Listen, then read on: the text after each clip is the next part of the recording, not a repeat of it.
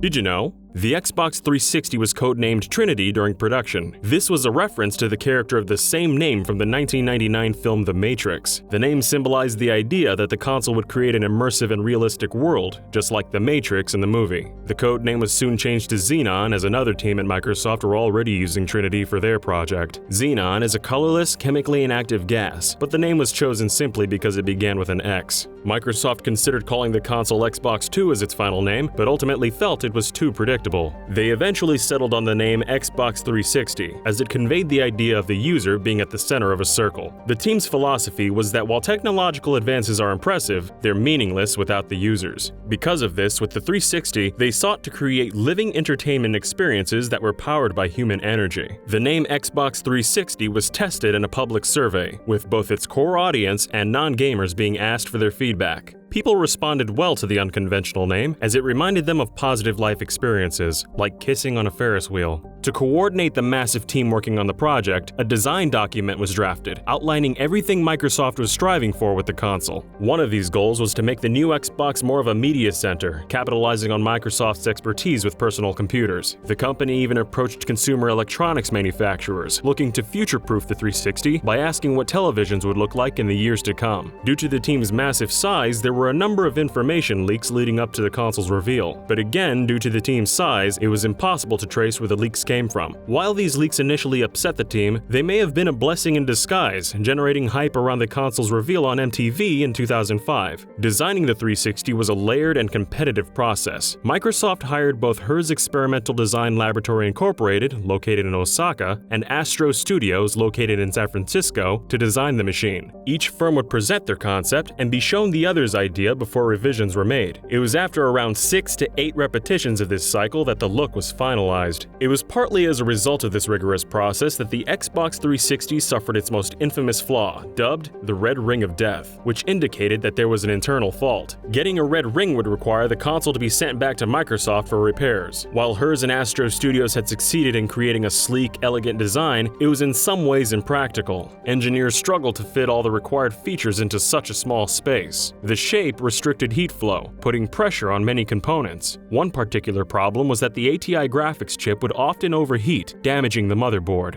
The defect rate was incredibly high, estimated to be around 30% of all units. Microsoft were aware of these hardware issues. An anonymous engineer told VentureBeat that early on, failure rates were as high as 68%. However, they did not delay the console's launch. Their strategy depended on an early launch for the system, and they believed the problems would be ironed out over time. Unfortunately, this wasn't entirely the case. The Red Ring epidemic became so widespread that Microsoft took drastic measures, offering a formal apology in the form of an open letter and extending the console's warranty from 1 year to 3. They even shut down production from January to June 2007 as they solved the problem. More radically, they spent $1.15 billion in shipping and repairing broken consoles, promising users that affected units would be returned free of charge in 3 weeks. When Microsoft executive Peter Moore told Chief Executive Officer Steve Ballmer how much the repair scheme would cost them, Ballmer's response was an immediate, "Do it." Moore speculated that if Ballmer wasn't so decisive, the Xbox brand would have been irreparably damaged and might not even exist today.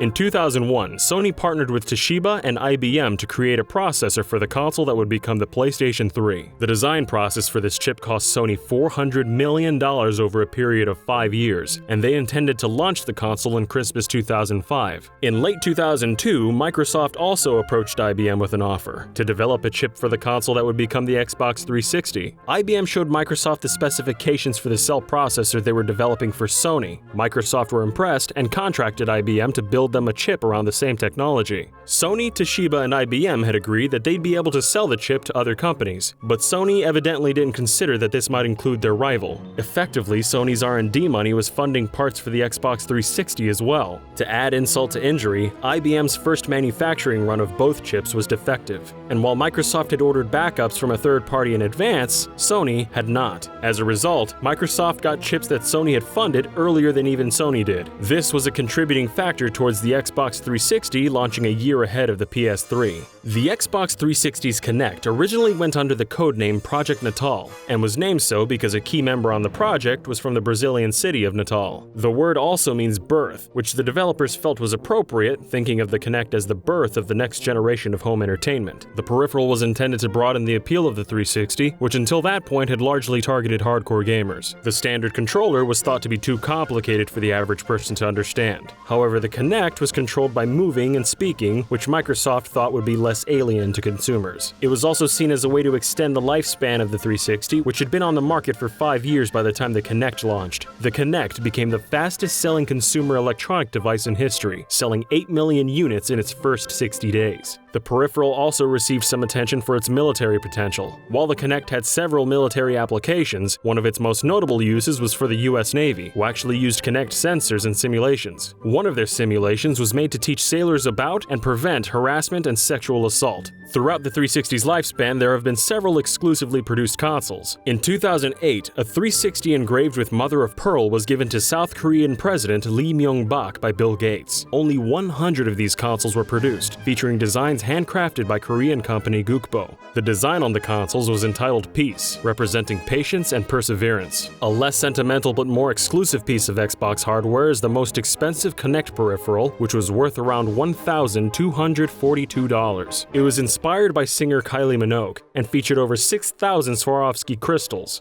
The device was designed by Playbling and was given out as a part of a promotion by Microsoft and Dance Central in celebration of Kylie Minogue's upcoming European tour. But even this expensive add-on pales in comparison to the most expensive 360 cosmetic, a $36,000 24-karat gold faceplate.